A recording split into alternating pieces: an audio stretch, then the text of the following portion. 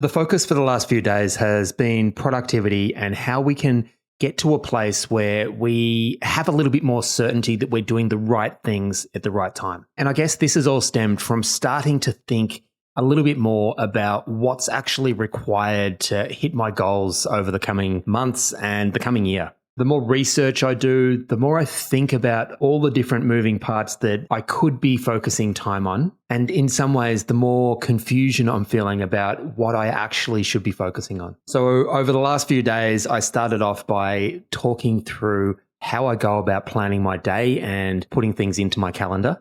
I spoke yesterday about an awesome productivity tool that I use, the 4Ds. So every time a possible option for us to consider spending time on comes up or comes to our attention, there are 4 questions we can ask in terms of figuring out the importance and priority of the things we should be doing. And they are to either do it straight away if it's something that can be done really quickly, delegate, particularly for low priority, low importance tasks that you don't need to do yourself, defer. So if something's not critically important, to defer it to a point in time in the future where you can come back to it and give it the appropriate time and energy that it needs. And lastly, to delete. Delete all the non-essential tasks and activities that you are considering and really focus on the things that are really going to be moving the needle forward for you. But today, I just want to look at a practical way of applying this, I guess, and that is to spend a little bit of time each week doing a weekly plan. Hello there and welcome back. If you're joining for the first time, my name is Paul Heron and this is the From Zero to Marketing Hero podcast. This podcast is all about documenting my journey over the next 12 months from being a marketing novice in many ways to hopefully understanding a little bit more about the marketing world, the skills involved in attracting my ideal client into my world on my terms. So here we are, day number 29 of this journey, into week 5 already. Can you believe it? I feel like I've said something similar every single day for the last week, but it really is starting to feel that now I have almost come to the end of the first month of this project. And I feel like I've developed some really sound habits in terms of showing up, thinking through how to approach these podcast episodes every day, and finally starting to apply some of the actions that are the all-important steps that are going to help start moving me towards the goals that I'm looking to achieve, which is fantastic. So how do we know that we're selecting the right activities and tasks for us to be focusing on?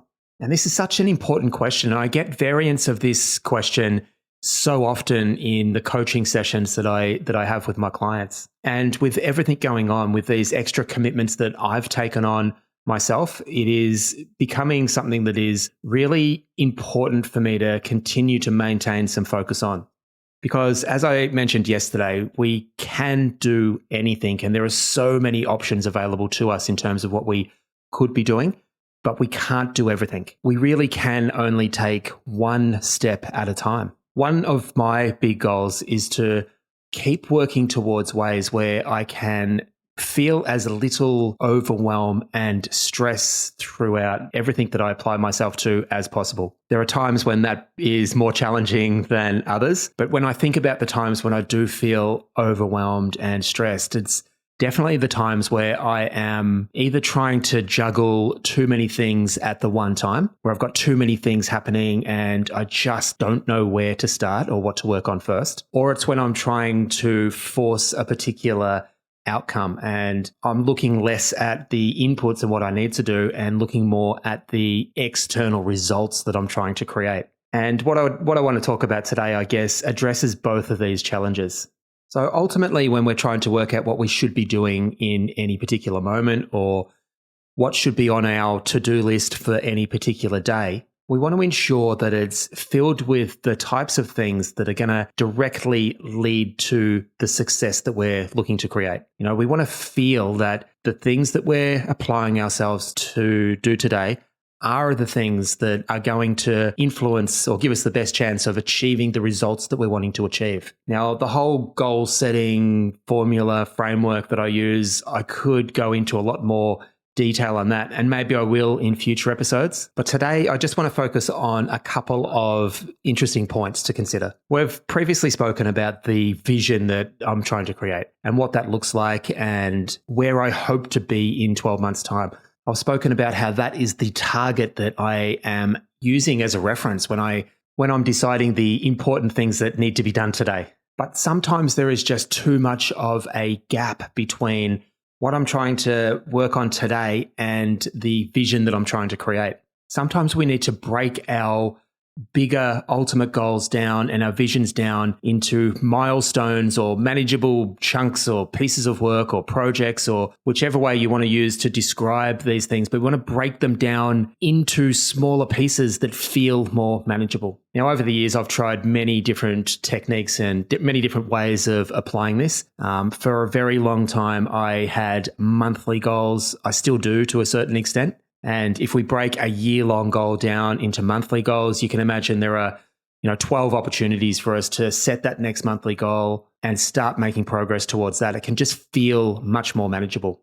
But with this particular project, even thinking a month down the track, it just feels too daunting to even try and think through where I want to be in a month's time. So what I've settled on over the last few weeks since starting this, and that is to use that target, use that vision, use that reference that I'm trying to work towards as the sounding board still, and to start thinking through what a little chunk a week down the line from where I am right now might look like in terms of what meaningful progress towards that goal is. I hope that makes sense. We can break down our goals in any way that makes sense to us. And I would encourage you to have a think about what makes most sense to you. And this is huge. If we do these weekly planning sessions and pick some weekly goals that we think will move us in the direction we're wanting to be heading, what we end up with is 52 opportunities throughout the course of a year to improve our goal setting skills.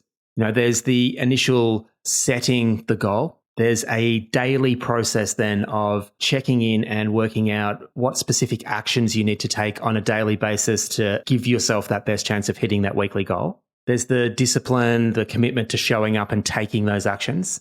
Then there's a reflective piece at the end of each day that can help provide you the feedback that you need and the lessons that you need to improve these skills along the way.